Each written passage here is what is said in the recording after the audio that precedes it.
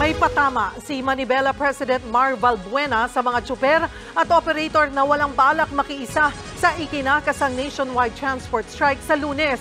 Giit ni Valbuena, dapat sinuspindi rin ang iba pang sangkot na opisyal sa umano'y korupsyon. Ito ay para tiyaking patas ang investigasyon. Nasa frontline ng balitang yan, si Gio Robles.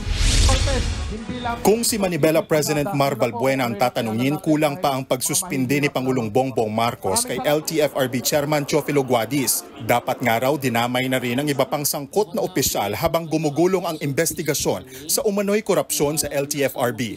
Yan ang naging expose ng dating executive assistant ni Guadis sa isang press conference kasamang Manibela kahapon. Hindi po ako satisfied na si Chairman Guadis lang po sinuspindi. Dahil po ang nasasangkot dito hanggang DOTR po at marami pa pong ibang tao. At kung sila po ang magkakandak din ng investigation, hindi po ako maniniwala na magiging patas po ito. Kaya naman tuloy na ang transport strike na ikinasa ng grupong Manibela sa darating na Lunes. Strike po na to, hindi po basta tigil pasada lang. Doon po kami magpuprotesta sa harapan po ng LTFRB, DOTR at Malacanang po, tuloy-tuloy po ito. Bagamat wala na raw atrasan ng transport strike, hindi pa masabi sa ngayon ni Valbuena kung ilang tsuper at grupo ang sasama sa nationwide tigil pasada. Wala pa po ako maibigay na eksaktong bilang pero lahat po halos kasi pati po yung mga nasa kooperatiba na naipit lamang nitong programa at nasangkot po o naipit din dito sa mga lagayan scheme po ay nagpahayag po na sasama po sila sa atin. May isang linggo pa bago ang kinakasang transport strike, pero ngayon pa lang may mga tsuper nang nagsabi na tuloy-tuloy lang sila sa pamamasada. Di na raw kasi kagulat-gulat ang mga ibinunyag sa presko ng Manibela kahapon. Lumang problema na yan, nababago lang na nababago.